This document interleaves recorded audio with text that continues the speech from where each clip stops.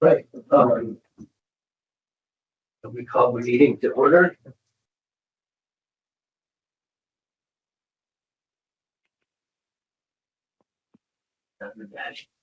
Here, this is the agenda. If anyone would like them, or copies.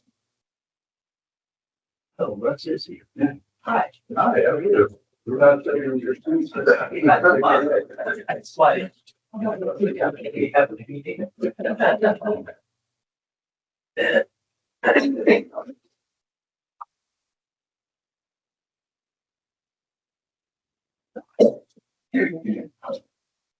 All right. So the first order of business is also ordered attendance. Is Deb on? Is that the? Yes. Yes, I'm here, John. I know she's planning to be here. I know if you get Yes, John, I'm on by telephone. The next item is approval of the November 18th special meeting minutes. To approve.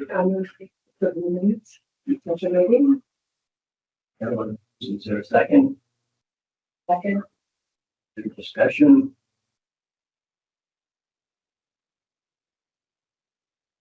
Folks, first, before we vote, we should just make sure folks are, who's here to authorize the vote. Do you know, Martha, whose term it is to fill in since Deb isn't here? Oh, no, John, I'm here. I'm on. Hear me? On two, three. I'm sorry, 1, 2, so Julie, you're authorized to vote. Bill Deb gets here. There is the 9:35 agenda item that here last week.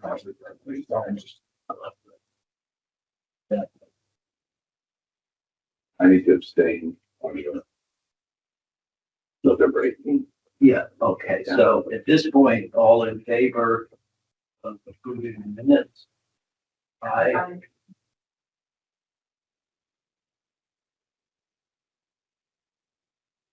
You two were not here, so 2 abstentions. So approved by 3-0. John, I'm here. I don't know whether you can hear me or not. What's that to ask for a motion to amend the agenda for 9:35 to refer both to 26 and 64 Water Street. Clarification about the CYA issues. one motion. I move to, Okay, Carolyn, votes their second. To amend the agenda to include 64 Water Street, Julie, and discussion. Favor. So, Cheryl. Thank you. If you want to come up to the table, we'll find a chair. First thing I want to share is that is Deb Barnetti's cell phone number, so she's on there. Oh, she is. Either muted herself or maybe you don't have volume on, but that's Deb's cell phone number. Okay. Thank you. Yes, I am here. Yes, I'm here. no, that's mute, unmute. No, keep trying, Deanie. I'm here. There, I can hit speaker. Doesn't matter. You didn't have That's to the mic. unmuted. Turn up the plus, do the plus. Yeah, no, she said.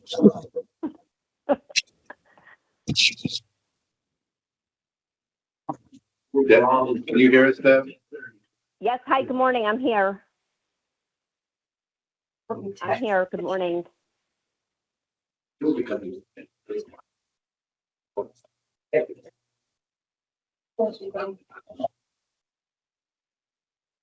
or why they Morning. put this on the table. Hi, good morning.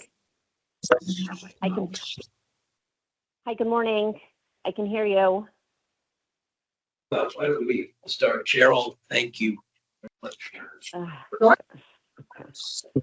think the issue that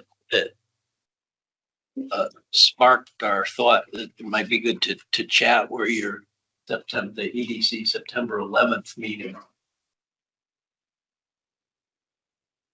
Commission discussed historic district commission. Okay, looks like everything's connected now. I don't think we discussed the commission, but. Well, I mean, the commission, the historic district. Uh-huh, uh-huh. And so. So I was like, a chat and share perspectives about that. Sure. So. Should I give a little background on what we've been up to? I was just gonna say, why don't we start with that? Sure. I know we all have a few questions.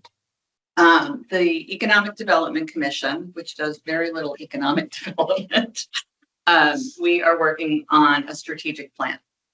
And we have several inputs to that plan, primarily the plan of conservation and development, as well as benchmarking other towns of our size, and also beginning with our own mission statement. And Still can't hear her. she might be muted. She's saying she's not. Okay.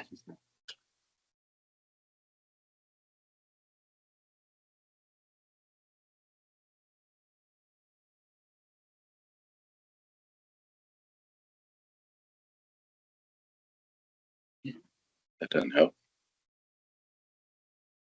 Can she hear us? Can you hear us, Deb? Thumbs up if, yeah. All right.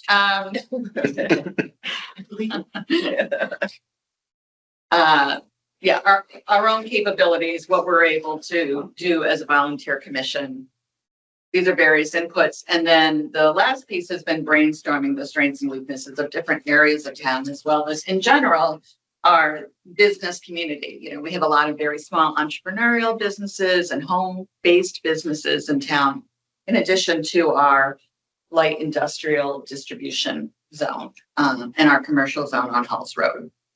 So what we have done over the last 3 months or so is just brainstorm strengths, weaknesses, opportunities, and threats for these various areas: Soundview, the industrial district, Halls Road, etc. September 11th, it was one of the commissioners suggested doing all of Lime Street Post up road. through Boston Post Road, if you could consider that one strip. I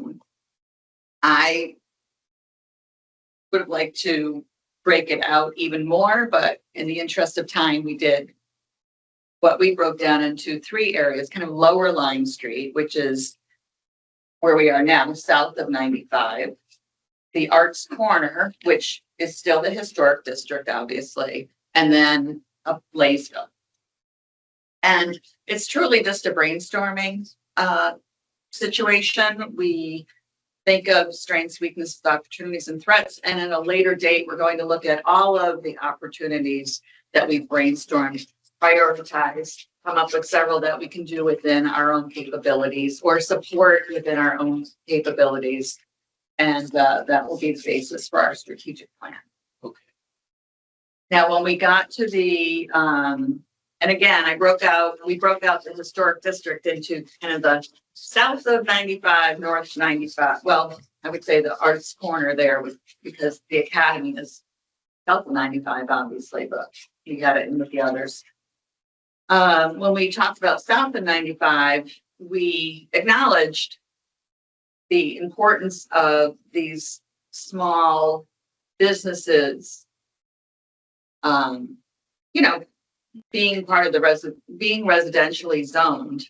And if a business leaves, it can convert back to residential. It could go either way. As it I mean, in has. other words, if Cooley Gallery closed, as Cooley Gallery, it could become another Gallery. gallery, Right, yeah. or like, and this is my understanding, sorry, but a like business that didn't expand its use. In other words, it could become a dress shop, probably.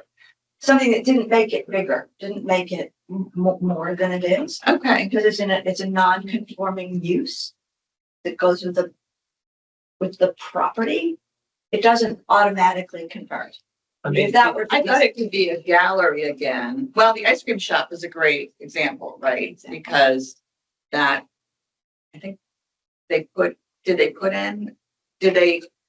buy it as residential and had thoughts about a studio gallery, or We know very little. I know very little of this. We have very little But I mean, information. here's another example. I mean, the minutes referred to a weakness being the quote, continued move toward residential uses within the zone. I mean, recently we approved Lily Taya, which was not there before. So that's an example of a, if you will, home business. Right. I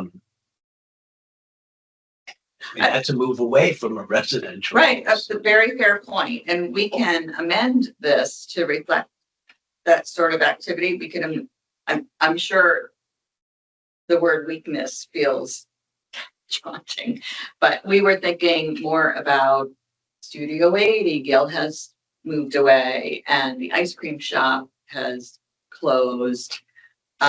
Thinking about the cultural tourists that come up to the museum and the art association and having other places to walk to, and expanding their dollars spent in Old Lyme.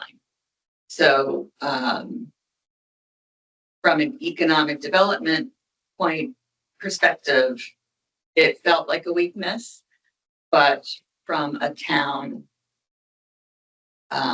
beautification, a historic continuity, people who live here, it's not a weakness. Let me ask if you want to finish with background, because this is a good jumping off. Where we are now is also a good jumping off point for conversation. What other questions can I answer? But I have a Well, question just, here I mean- about this point, but if you, which I'll try to remember if you don't want it now. But if you're okay with starting questions now. Sure. Okay. Yeah, and again, I'm very happy. I'll write up any additional notes from here and bring them to the meeting Wednesday night, and we'll add them into, some sort of amendment to the minutes or something additional. What I think, just one thing before you say, Carolyn, is that, you probably have spoken to Eric Knapp about it, but it would be interesting for you to clarify, meaning the EDC, to clarify this issue of use of the non-conforming properties here, because there are quite a few. They're non-conforming in that they're not conforming with the residential zoning. Right. So, and those can be changed. They just can't be expanded, but this is something that is could be clarified in your mind with Eric Knapp. The zoning, just on that. I mean, it wasn't really a priority for us to worry about it too much, so. Okay,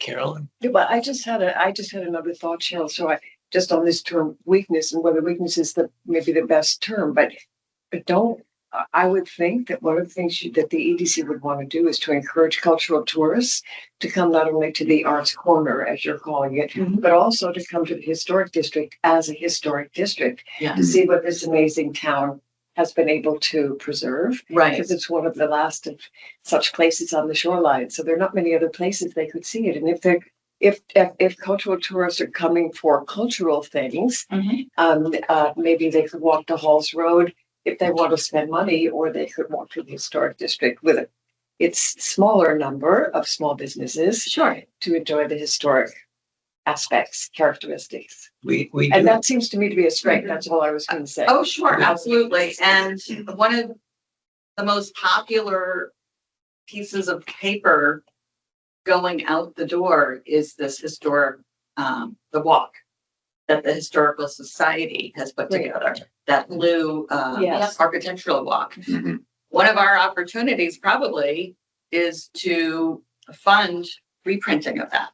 Like, that's the kind of thing that is more likely to happen with the Economic Development Commission. Um, yeah, I do. I know because I've run into the people from out of town.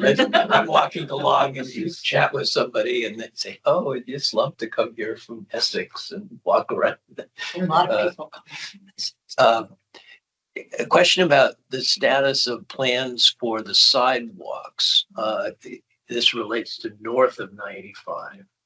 And your minutes, I think, referred to the lack of sidewalks in front of the association. I mean,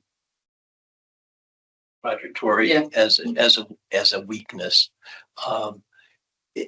What is that in your mind as far as sidewalks would extend? And B, I mean, where does that stand? Is that just an idea? It would be nice, or are you going to propose sidewalks? What is the status? Again, that was, someone added it in the brainstorming. I know anecdotally that the three organizations lament not having sidewalks out front, especially during things like the Midsummer Festival, when so many people are walking along the street yeah. I don't see us, I mean, perhaps we would suggest it to another commission, such as yourselves, but I don't see the Economic Development Commission doing much with that. Just for your information, with respect to sidewalks, we obviously have jurisdiction over approving any structures which include sidewalks Mhm. that are in the district. We also have authority with respect to sidewalks outside the district, authority to make recommendations. So if you get involved in what would a connection between Halls Road and the historic district look like, we would have input on that. I don't know if you would ever No, but directly face that issue, but we have reminded the Halls Road okay, Committee. that was my of question. If you're this. talking to them, good. I can't say we're talking Can't say about we're it. talking. We've reminded them Okay, about this, and they have said, okay. I just didn't know if EDC might be part of that discussion mix. No, I mean, we watch what the Halls Road is doing and support them the best we can. Another question, I think from the September 11th minutes. Did we get a copy of those printed out? Do you have? those? Yes, I think I put them in the center there. Just a quick question. What is wayfinding? I mean, it should be self-explanatory. Yes. Signage? Not in the park district, not the exits, John. When you get off the exit 70, there's a sign straight ahead of you that is from the old Chamber of Commerce that tells you historic district to the right, business district or something like that to the left. That's a wayfinding sign. It's just a way for people to. Is that a Scrabble word or? No, It's I've actually used it. It's a common word in it's a design. common word. Yeah. Okay. I mean, let's jump to that because that was on my list. One provision in the zoning regs is for a wayfinding sign essentially at the exit ramp. That specifies some details about what that might look like. It may be that almost anything other than the jumble that's there now would be preferable. For 70 South on the Lime Art 70 South. Association. Yeah, Yeah. yeah. You know, you come off the exit and Right. imagine something attractive that says if you want to go, and it could include churches, it could include other, Mhm. other. So is that anything that EDC would like to become involved in discussing? I mean, that's an issue that Yeah. would really, I think, best be discussed with Halls Road, planning, zoning. Mm-hmm. 2 points on that. One is that Madison and Guilford in the last 5 years did a really lovely job of creating these wayfinding signs for around town. So different districts had I'm going to say branded for lack of a better word, but a distinctive, clearly this is a Guilford sign, clearly this is a Madison sign, all around town. When I was on the ARPA committee, the funding that was going out, I brought up, could we invest in wayfinding signs around town? So Soundview would have a very nice sign, and Laysville and off the exit. And I couldn't think of who would own that process.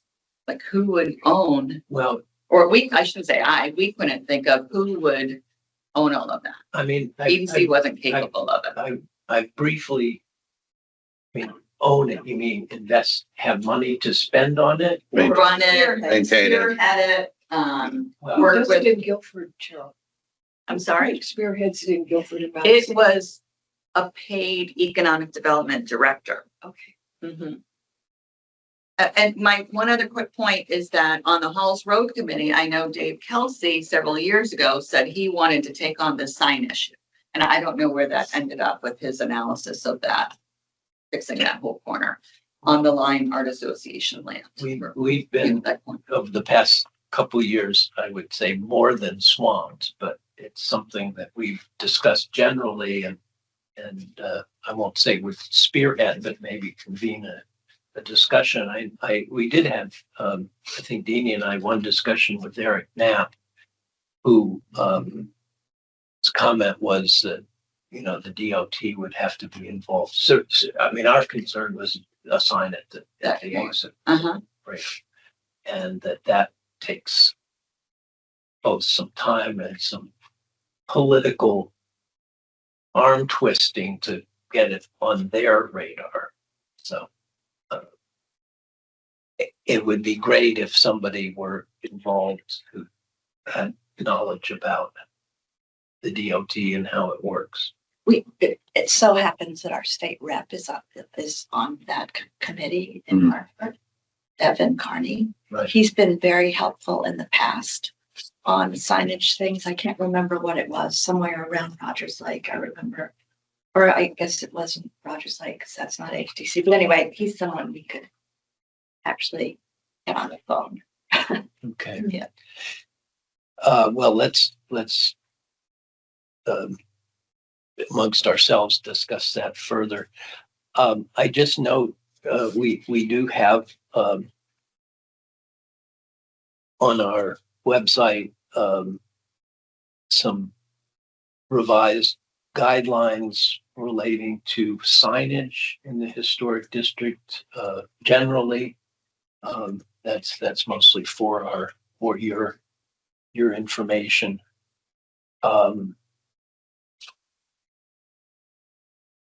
Another issue.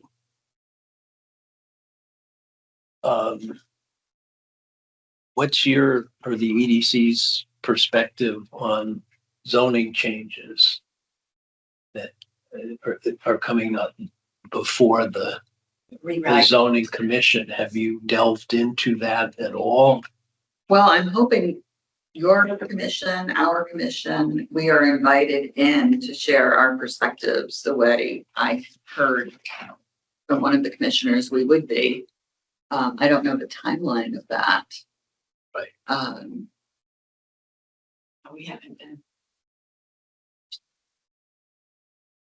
Okay. Oh, Well, the follow-up is, I guess, it has to do with preserving the character of the historic district. Mhm. If folks are gonna go in and say, oh man, this historic district needs to be, or chunks of it need to be zoned commercial. We have perspectives we'd like to share, let's put it that way. Sure. Um,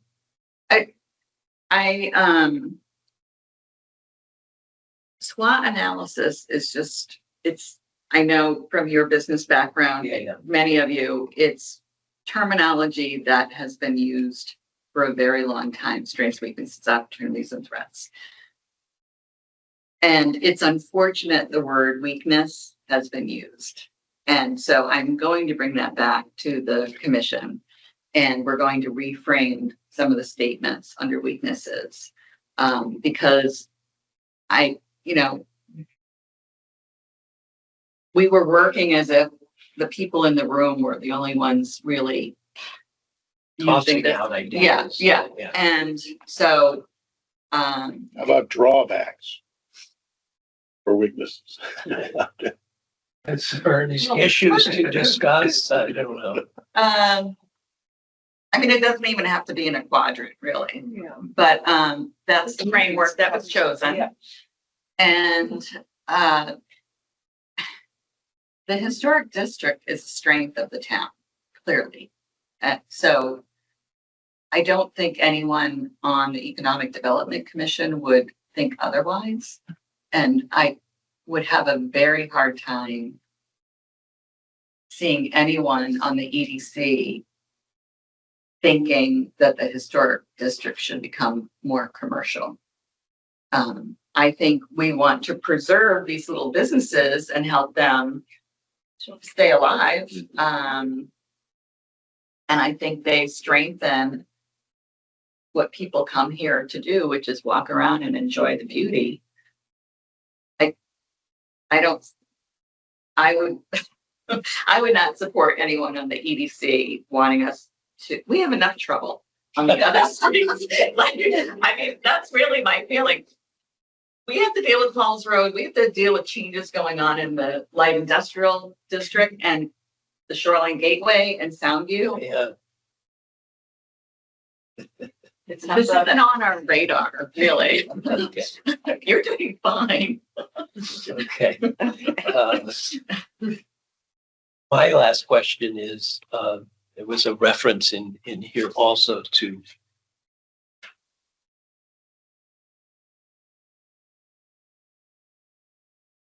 more seasonal events. I've do you call that? Pop-up events or something. It was, Just seasonal event.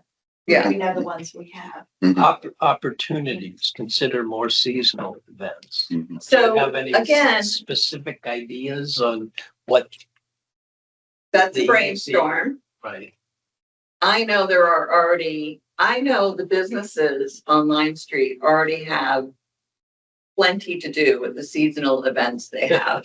Running Midsummer Festival, which I've been involved with since 2011, is a lot of work for these organizations. And as is the Little Make Music Old Lime, which I hope you find is a positive. It's a lovely evening. The one other thing that's been kind of revitalized is Light Up Old Lime, which these are these are events already going on during the holiday season by the arts organizations and the little businesses. Homeward Collective is having 12 Days of Christmas. It's a way to round up all of the things going on and promote them jointly, as one opportunity. The pop-up event within this, if you will, is on this coming Saturday. We've rounded up what's already happening, like musical masterworks and the tree lighting at the academy and things like that. And then we asked the little businesses, do you want to have something on that day? We're calling it Saturday Enchantment. And so Homeward Collective and Artemisia. I had to think about the pronunciation. They're having little trunks. I shouldn't say trunks. They're having trunk sale. They're both having trunk sales. Cooley Gallery will be open with refreshments it's encouraging people, if you're coming for one event, go to all the events. That's an example of a pop-up event. Lily Works is also involved in. Yes, they're having the winter market with the Lyme Artisans Guild. So the Lyme Artisans Guild will have artisans both at the Historical Society building and across the street at Lily Works. Yeah, and you didn't mention Halloween, which is also a burden on Unofficial, some but businesses. huge. I don't know what they spend, but the cost of candy's going up, so. Yes, yeah. Yeah, I mean, that should be counted. I mean, but Even though it's not a town-sponsored event. right, yeah. Except that part of it is by the LYSB. I mean, in some ways, it's not town, but it's LYSB is hugely helpful with that. Yeah, Collecting Extra candy to candy. distribute to the, people that live along Lime Street so that it doesn't just become an overbearing Right, expense right, for the candy. right. But that's I think, a very big event for the town. I mean, it's a Yes. community event. Yes. That's what I should say. So it should be counted, even though it's not sponsored per se. Mhm. It's something that is fostered by the town. Okay. so. Yeah. Other questions, comments? I had one comment to think about, and I love the idea of the Halls Road, Lime Street intersection being a gateway, and can we address the signage? Another thing that I noticed walking through is how South and North Lime Street connect through the underpass. And that area is it's not a comfortable walk under there right now. And I'm wondering if it's actually an opportunity. I understand it's this, the state or the federal owns that, but as part of thinking of that corner as a gateway, again, to Halls Road, to Lime Street, is there something that we can do as a community to make that a more connective, enjoyable pass through, and not just this dark tunnel that you walk through, which in my opinion tends to feel like a separation between North and South Lime Street? Just an idea. Even perhaps a sign, it's like, get through this tunnel like there's. Yeah, right. Interesting things that. Or if artists if we could get permission to decorate the underside of that underpass and have Lime student artists do some kind of Like a mural or something. I don't That know. would be your jurisdiction. Yeah. The graffiti artists were there, and then there was a team of volunteers that painted it all out. Or maybe. Yeah, okay. planters. Yeah. Cheryl, planters, that would be pretty easy and inexpensive. You make it You more mean at inviting. either end? Planters at both ends. You wouldn't have to mess with the walls then, which could be a Yes. downside, not just, it's an opportunity, but somebody have to manage it.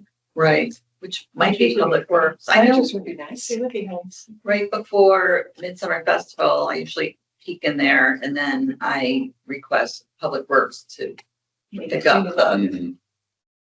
the glitter. Thank you. Or even lighting, is there some kind of lighting that could be done there? Some sort of a dim lighting, Or artistic lighting? because it feels pretty sketchy. Yeah, artistic lighting and planters would be nice. One more comment before we have to go, because I know we're a little bit behind. Does the EDC consider the Witness Stones Trail on Lime Street through the Historic District to be a plus and something that they want to promote so that cultural tourists who do come to the Arts District become aware of the Witness Stones on Lime Street or not? It's a genuine question. I have no idea Yeah. how it's viewed. Let me just pull up something. Because we do have new postcards Oh, you do? that Okay, show great. the map. I mean, the new ones show Black Hall as well as North Lime, but the Lime Public Library, but there is a trail and the library sign, the sign outside the library marks the Lime Street Trail. Right. So with the old TV system, I knew how to hook up my laptop to project, but I don't know how to do it with the new system. But if you haven't looked at exploreoldlime.com, it is a website which is a joint effort between the EDC and the Arts District. It's called exploreoldline.com. And it has a lot of information on there. And one of the pages, I know there's glare and everything, is walks of interest. And if you scroll walks of interest. Oh. And if you scroll down, we have the historic Lime Street Walk that Edie put together the brochure on. And we have the Witness Stone Trail, as well as the Artist Trail at the museum and Ferry State Park, which is and Horseneck Creek Landing, which is that new developed open space property. Where's that? Button Button Bottle. Button ball. Oh, right. Yeah. I don't know. It's Oh, this is cool. Yes, and then this is our 2024 Explorer Old Line trifold. We've run out a lot of these, so sometimes you can find them in Town Hall or along Line Street. And inside, I just had it. On the back, see something new or delve into history, scenic self-guided walks and Witness Stone Trailers on there as well as the others that I told you about on the website. So we do, Good, thank you. absolutely. I didn't know, but thank Yeah. you. Cheryl, do you have any questions for us? Well, I'm first of all very happy to be invited in and further explain all of this. And thank you for putting me early on the agenda. I don't know that I have any questions, and I will talk to Eric, so I have a better understanding of that. We're very focused on what to do with the commercial zone and Shoreline Gateway and what's going on in the light industry district. And even though we're economic development, we are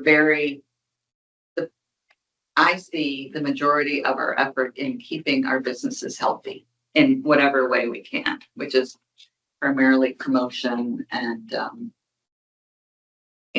helping them find resources at the state level and that sort of thing. Question, is your concern in the light industrial district, the housing or something else? No, and that, is interesting. It's, that plot is zoned for multi-family housing. And it's surrounded by commercial, LI 80 zoning. We have some businesses, I wouldn't say they're concerns, Ed, but we have some transition going on there. We have Kellogg hopefully expanding their warehouse so that they can stay put there. That's an important employer. They're our largest employer in Old Line, other than the school district. There is an undeveloped piece of property up there that the owner is wanting to develop commercially.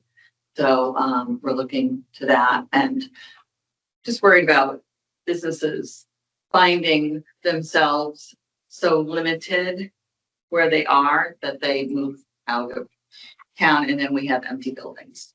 Are you speaking of the 4 Mile River Road region? Hatchett's Hill? Hatchetts. Yeah.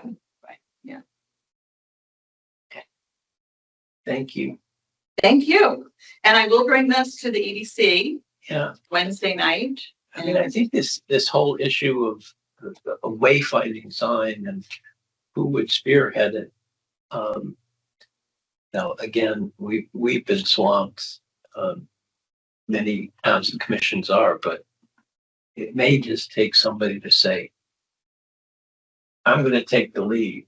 I have a feeling there's no designated person in the town Exactly. hall who's got this on their radar. So if you got anybody on the EDC who wants to pursue it. Well, and I will try to check in with Dave Kelsey and see where he landed in his look at all of that, unless you've already heard from him, No. with his Halls Road committee hat on. Right. So I'll try to find that out as well, but I think that would really tie together and help beautify the signage that we have. One last thing I'll share with you is that last spring, the town Board of Selectmen approved an America 250 committee for the town, which is looking to the semi-quincentennial in 2026, which is coming up fairly quickly. The state level is doing a lot on this. It's got a big historic component and telling people stories, as well as some celebrations as well. So hopefully I will come back to you at a future time and tell you some opportunities regarding that committee, which has not been formed yet, but it's been, which has not been appointed yet. It's been formed, but not appointed. Yeah. So thank you. Great. Thank you. Thank you. Thank you. All right. Next up is public forum. Come on up if you like. Okay, sure. Thanks for having me. I'm Tracy Stewart Navarro. I live on Lime Street. And here today discuss the lighting fixtures. It looks like they're brand new. They were applied to the outside of the middle school. And I can email you the photos, and I apologize for not printing them, but these are the fixtures, and they added 6 of them. And they fixed them to the outside of the building. So when the light shines at night, it doesn't shine down.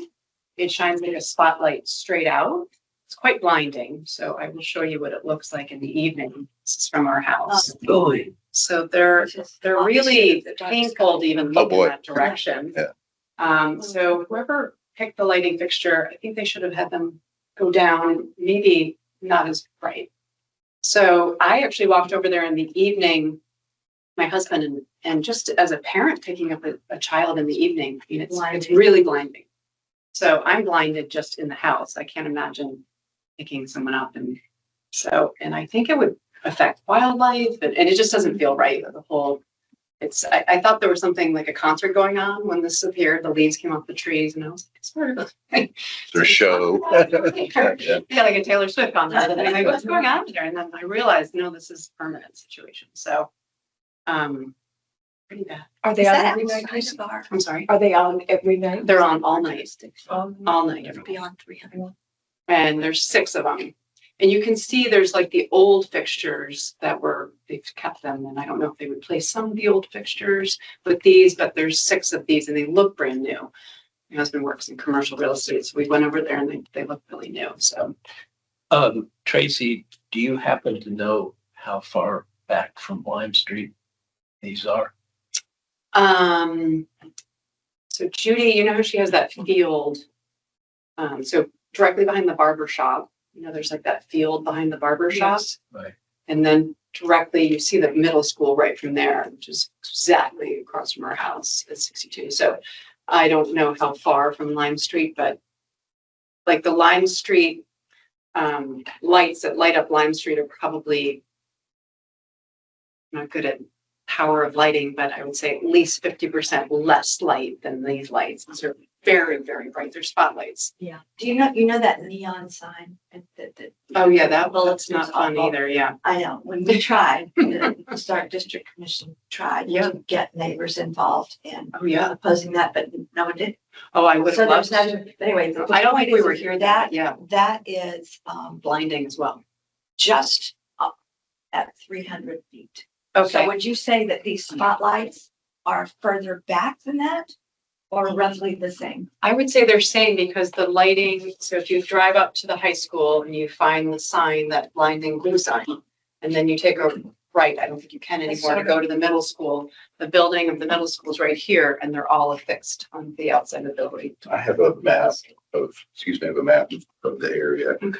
and with the schools on it. I was wondering, is it this building or is it this building? So there's the elementary and then there's the middle and then there's the high school. So So it'd be middle both. school, High it's school's back this, here. yeah, so it's this building. And it's this part of the building. So what I was highlighting, John, is this building here, the brown is the historic district, Mhm. the 300-foot line. Outside. So this would be outside. Does does that corner It doesn't, in the bottom left touch? No, it no, doesn't. it doesn't. We mentioned 300 feet. So that's blue sign is that? But light doesn't Yeah.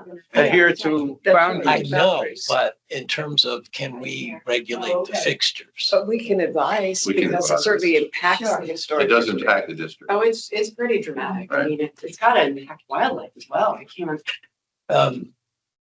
You know, I guess, have you talked with, who, Eric in zoning, Eric now? Zoning and So it's this facade, right? Oh. That's it.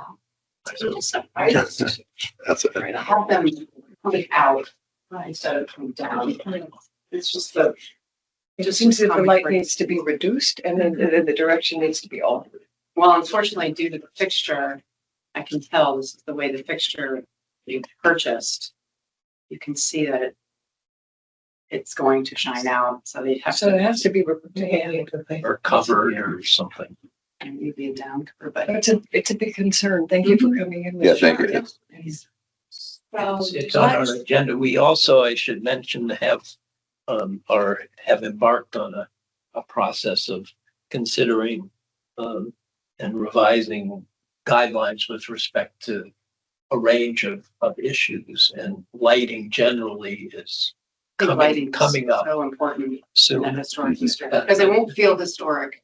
If it's like, if you're blind, Exactly. it takes away the whole charm of it. So, Where the charm is at night. I absolutely agree. Yeah, dark To me, sky. Historic district lighting, it's, that feels old. The town itself has taken on lighting concerns too. Mhm. Some of the regulations I know they've adopted along the river. So it is on everybody's radar, Mhm. this idea of Mhm. the night sky and environmental concerns. So but this is why I mentioned, if you haven't yet, talking with Eric now, he's the zoning. Oh, okay. zoning land use Okay. person. Okay. I just thought of you guys because Mhm. historic. But he's got, through the zoning's interest in lighting too is shall we say, aware of concerns with lighting. So it has to be 300 feet from the actual road, Center of the center of Lime Street. our jurisdiction. Okay.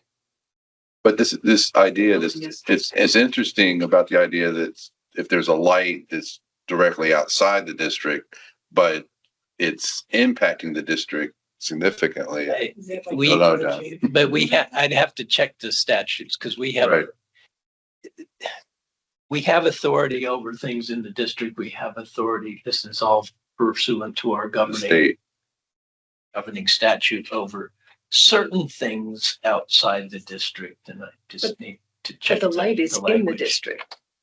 Not the fixture, I but the know. light. The light Oh, itself. yeah, that's a But- good point. The light is actually shining into the light. Right. That's it. No, no. Martha, Anyway, We'll have to study that. We do that. Yeah. we will look at that, and Okay, thank you for. sure. bringing Would you this like to me us. to email you the fixture and which email should I use? You could email it to the Historic District Commission email. It just says historic district. It's, Historic District Commission at oldlyme-ct.gov. It's good to have it registered too, your issue. Yeah. say one thing. Martha, we remember going through that process with the neons, Yes. that sign. And I mean, I know we ended up able to take no action, but do you think that we might have if we'd had more support from the neighbors? It's worth trying. I Right. mean, you have nothing to lose, Right. right? You could, yeah. The neon sign, which yeah, that would be, I mean, what I always thought about with that neon sign is that at night, why isn't it just turned off after school's over? We wrote to all of the neighbors. We sent out Okay. a letter to, Yeah, we weren't living here then. no, Mhm. but it was, fully expecting some support. Right. A lot, but just didn't receive any. And so we really. He would probably know, because I've heard some good things about it. Right. Mhm. So, It is also blinding. If you're, at night, it's nice to walk through the school because it's lit Not like this lit. By the way, these lights are only on the middle school building, not on the elementary. Yeah, I watched it at night. So we could consider doing something like that again. But would a complaint through Eric's office, generate some initiatives? Well, where do we go from here, though? Are we putting the onus on you to contact Eric? Well, yeah, I mean, the zoning officer responds to complaints. So there's a little form and and then you just fill that out and then it's on his desk. And Okay. What but would maybe I push would it forward is to donate the money for the new light fixtures? Oh, Would that I- do something? Don't do that. No, I mean, don't go there. Okay. I mean, not right this minute. Okay. I mean, the idea is, it seems to me would be to get some other, including ourselves, this commission and maybe some other neighbors who Right. will contact the town and let them know that this is blinding. Yes. Okay. Okay. So I will contact Eric and I will send you the phone. Tracy, when do you think the lights, were installed? Because was it You know, the that's a- leaves you couldn't tell? I didn't notice it with the leaves, but I don't believe they have the lights on in the summertime. I think they're off. So, when do they turn them off? no, meaning I don't believe they keep them. No, but I mean now in the evening. Oh, they're on all night. Oh, They're on all wow. 2 a.m., 3 a.m. Oh, Really? Yeah, Oh, yeah, that's they're tough. on all Yeah. night. It's like, I don't need to, I actually turn my outside lights in my house off because I don't need them anymore. There's an actual spotlight on the house. oh. It's pretty bright. I mean, luckily the bathroom's before the bedroom, but it's very bright. It's shocking. Mention that to Eric as well. And we noticed it first because of our guest staying there. She's like, what's going on over there? Is there a concert? So, okay, I will mention that, but yes, they're on all night. Maybe that's another, like the blue sign. Turning it off at 7. Seems school activities are over. Seems fair. I don't know why they need spotlights like that. Right. If they have other you talked to the fixtures. school, though? Maybe I haven't, I just came to you guys first. I know you're the best. I would do that too. I mean, Mhm. Yeah. They might not realize they're leaving them on all night or Right. that have an impact on the neighbors. Okay. Just might not know. Ideally, Yeah, Eric that's would a lot talk of to this. Oh, they're in a Eric. way. Yeah. I mean, that probably That's true. would be. Is he in his office? Like, does he work? Yeah. Okay. Mhm. Go upstairs. I'll pop up right now. Yeah. Thank you so much for having me. Okay, Thank thanks. Thank you. All right, next up, Secretary's report. Okay, so. Lee, Okay, so where is Where's Pete Steer? Peter? he did acknowledge. there's someone out there. Anyway, let's, Peter? oh, can we hold off Yeah. since we're running late? I have a seat, pull up a chair and, anyway. It's good to meet you. Nice to meet you as well. Thank you. And do we have a copy of the, I have tons of photos. Is that what we want? no, we're looking for Yes. more engineers. Okay. So,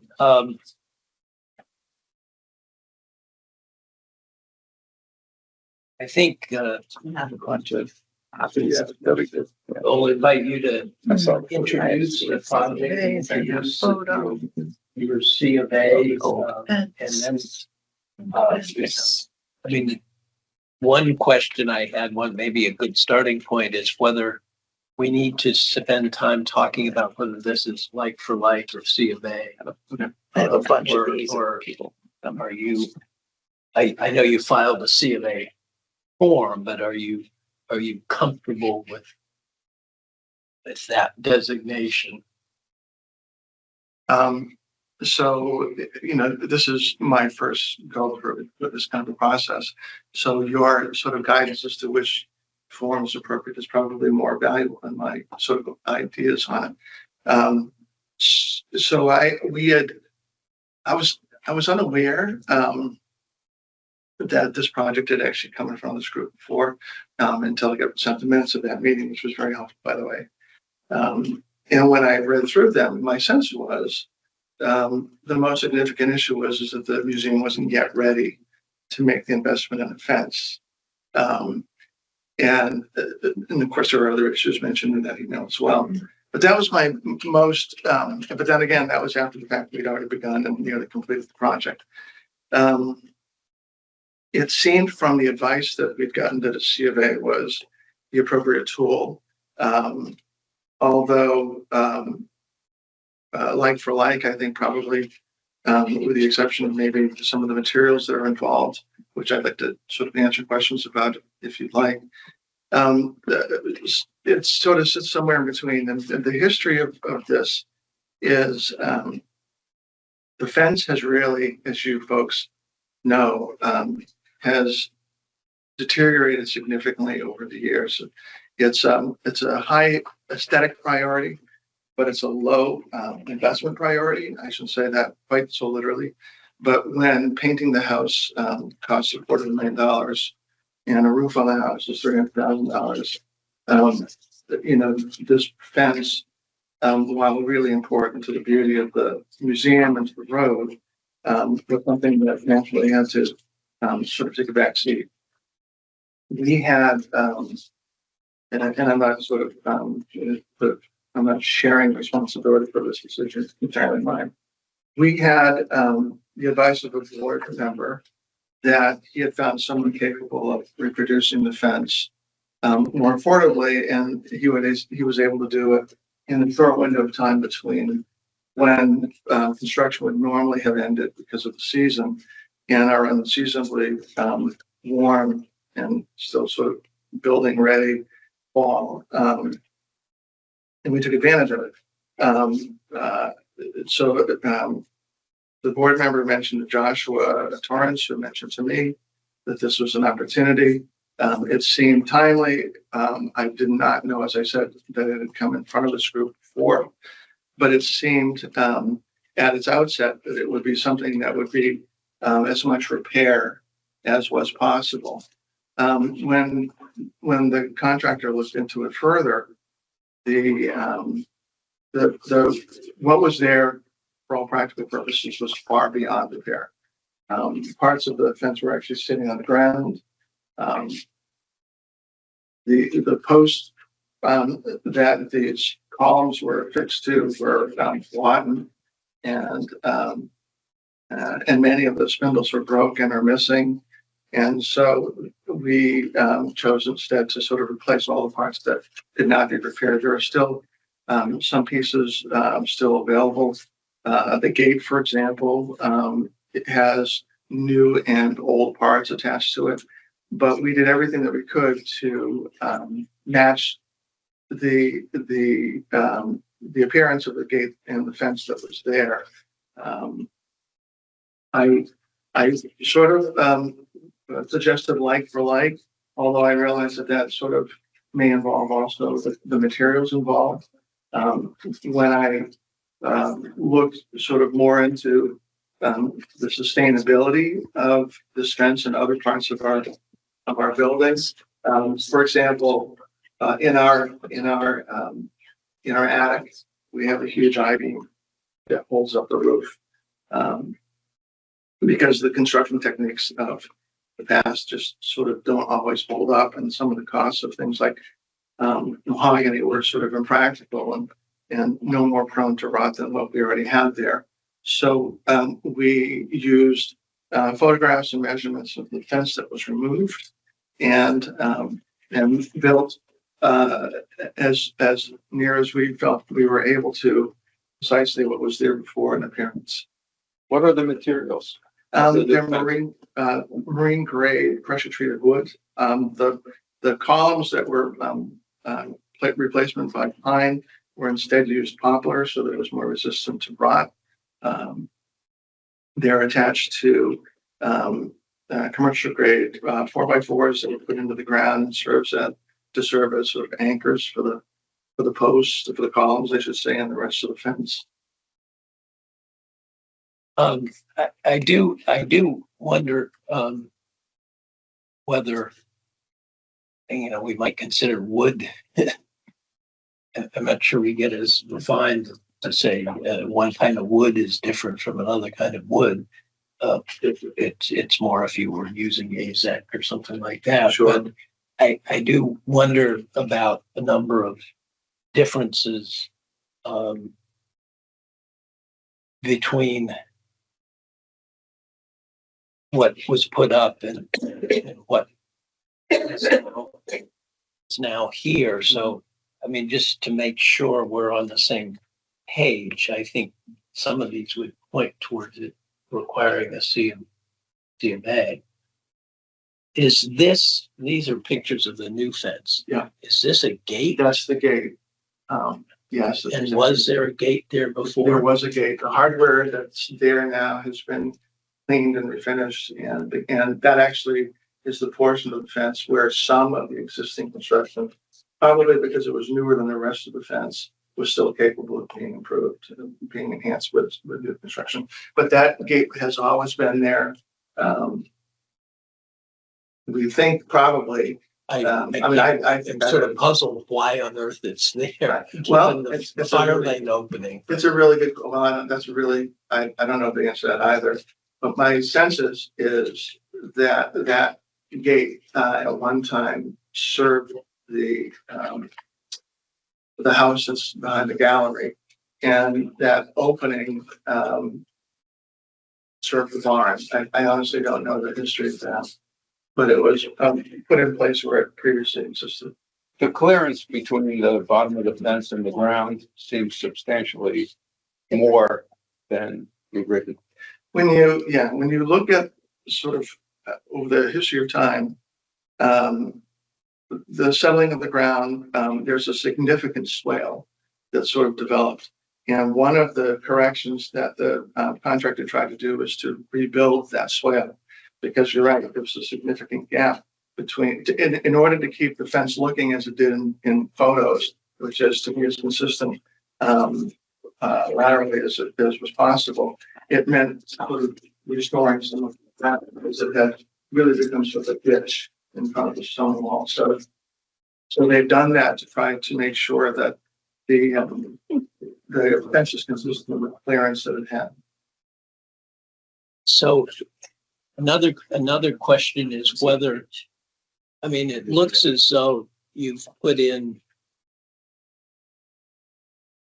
pillars.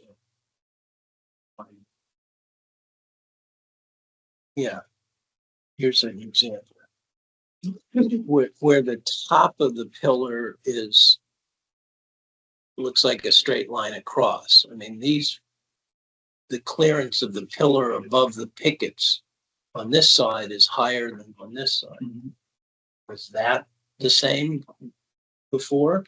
I'm assuming that it was. I don't have a picture of the right side to refer to, but I do know from left of the opening that was consistent with what was there previously. So they didn't put in.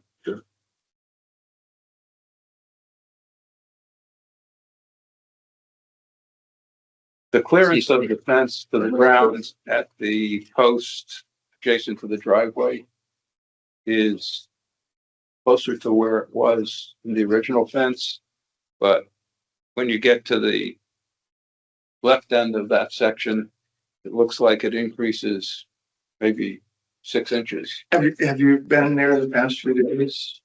Because they've corrected it. They've made attempts to correct that. It's still significant gap, but it's less than it was. How did they correct it? Just They with corrected fill. it with loam and seed to be consistent with what was there before. And if you scroll, you can see. Rolling. You mean this one? There, Sidewalk. it's this. Show up on these pictures.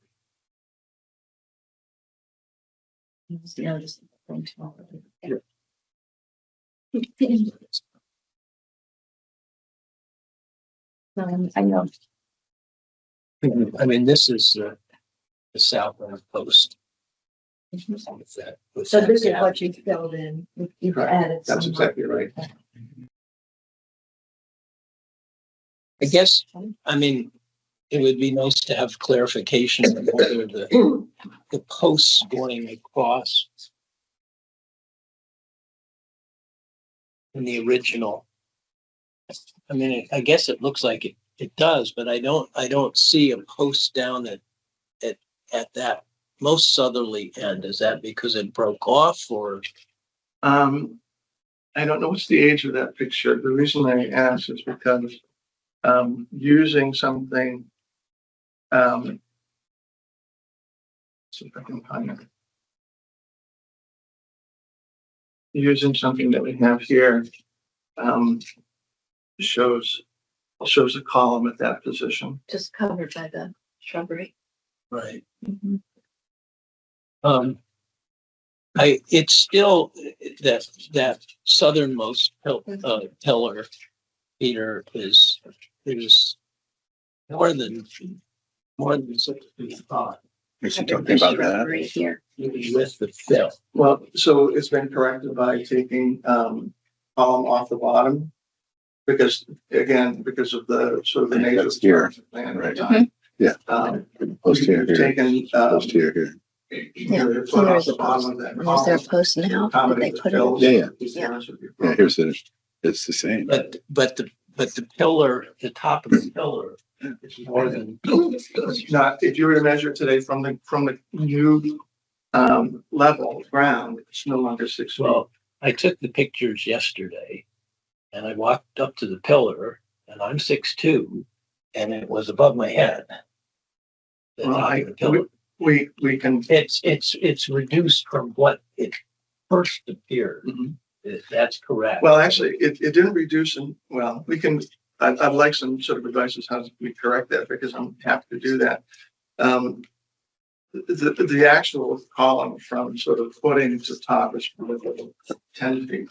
And as I said, it was an attempt to correct it by cutting off some of the boxed column and filling it. There's also sort of the idea, and I don't know who pointed this out before.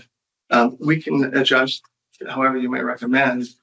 I think the builder didn't have a column there to go by because it was sitting on the ground. But I think he chose to measure those and have them be consistent with columns as they go across the property. Certainly, we can address that.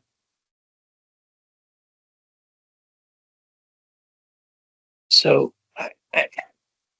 again, I'm trying to piece together whether this was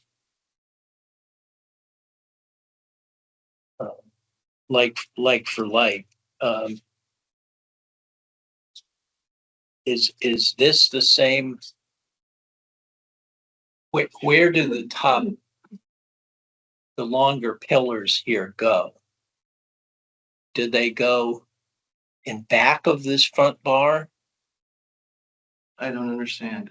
Well, How are they connected to the pillars? yeah, They're connected. not connected to the crossbars. How are the pickets connected to the crossbars? They are surrounded by wood, and there are, as was with the old construction, short pieces of distancing material between each spindle.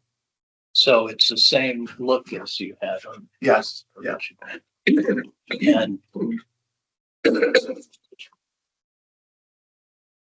Well, that's a good question. I don't know the answer to that. Yeah. It's a good construction, that techniques. Yeah.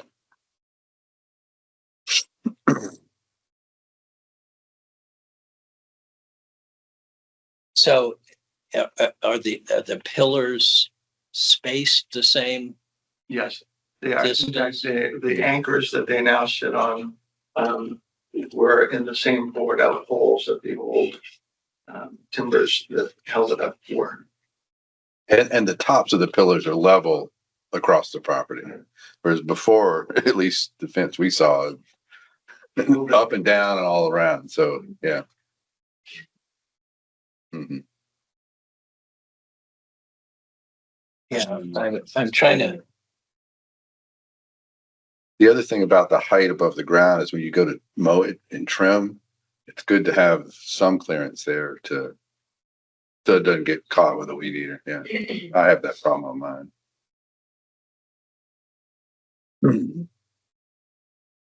aside from the different type of wood, were there any changes made to the design or how these No, attach? no, I think every attempt was made to match what was there previously.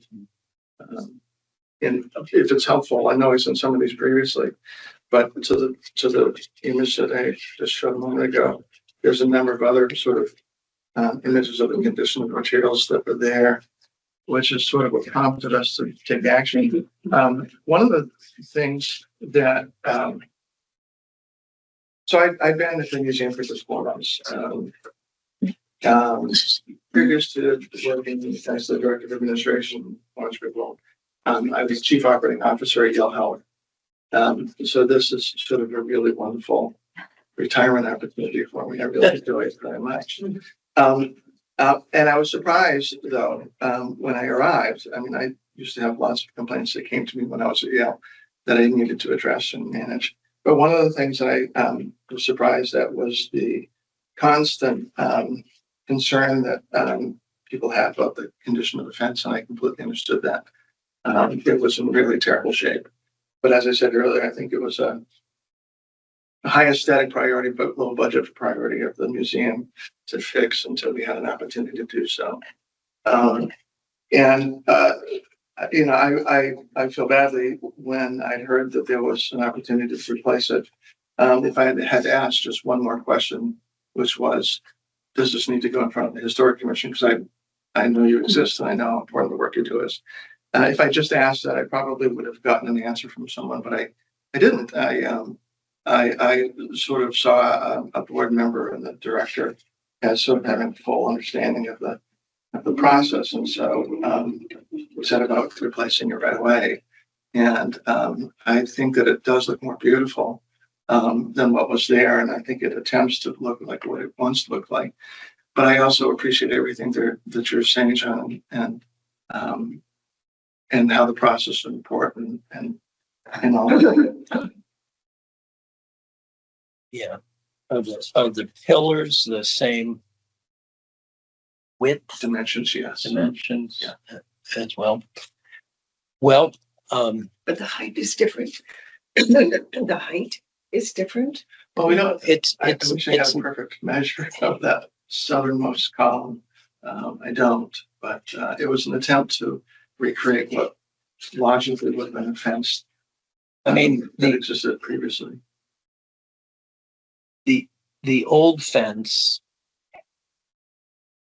certainly seems to, I mean, let's see if I can get, maybe didn't take enough pictures.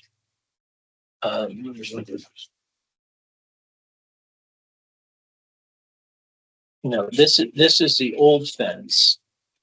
And the pillars do extend quite a ways. This is the old fence to the south of the fire lane. Do extend quite a ways above the picket. Yeah. I mean, have you measured height above the picket? Yes.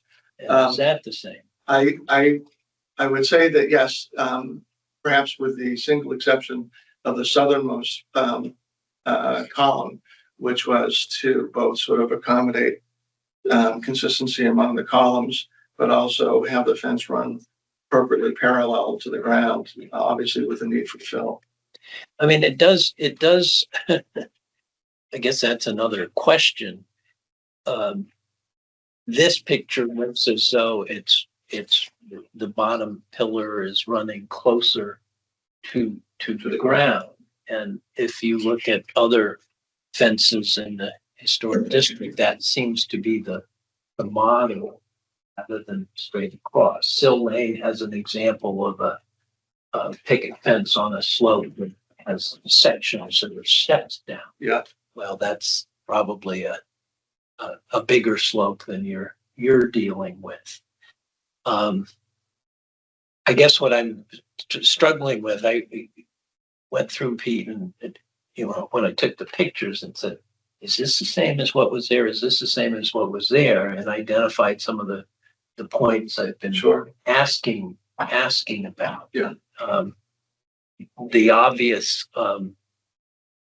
issue is, if you're just replacing what was there, you don't have much to say. It's like for like. Right. If it's the same material, same height, same dimensions, we probably technically should approve the demolition of the old fence, although even that's not entirely clear. If you're doing a repair / replacement, it could be like for like. If there's anything that's different, height, dimensions, gap, whatever, then we have to go through the C of A process. And since we weren't sure, that's how this was advertised. Comments from others. I mean, are we dealing with a like for like project here, or are we essentially, or are we dealing with a C of A project? I think that if you respect honoring the horizon for lines, then the terrain is what it is. And although I think the old fence looks like it had much less clearance from the ground, if the rails were horizontal, I think it's a similar fence. Like one. I would agree that it's very close. And the practicality of, you don't really want the bottom rail to be in the dirt where it will rot more. Not that the old one was either, but I think if there's a difference, it's nominal.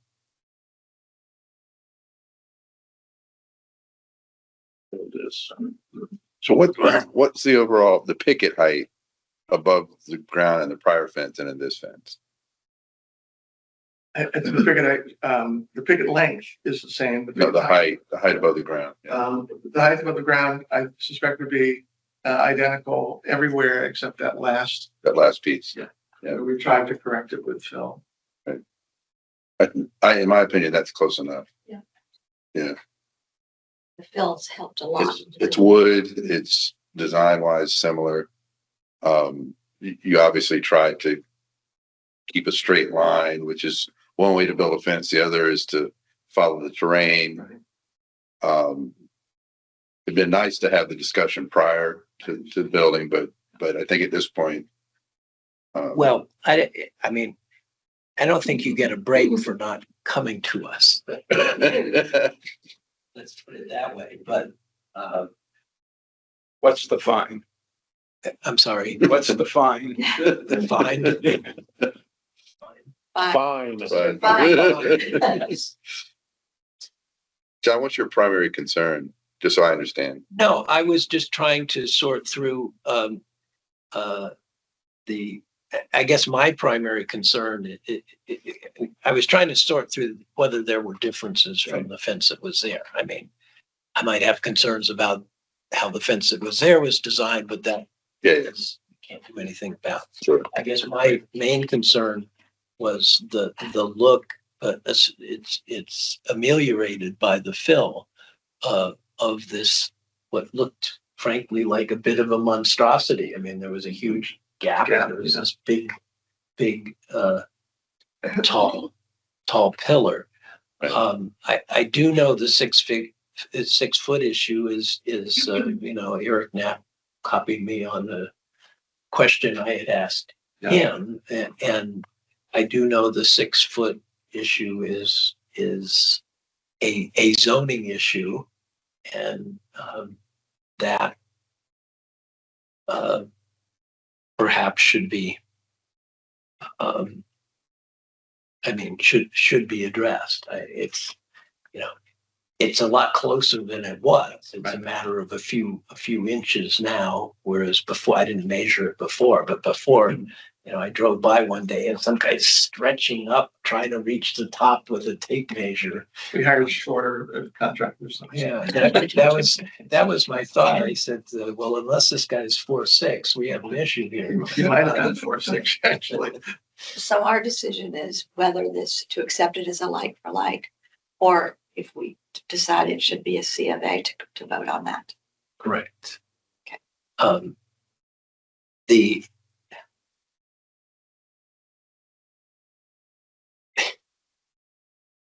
You know, what do you all think? I think technically it's probably not a like for like because you have a bigger gap and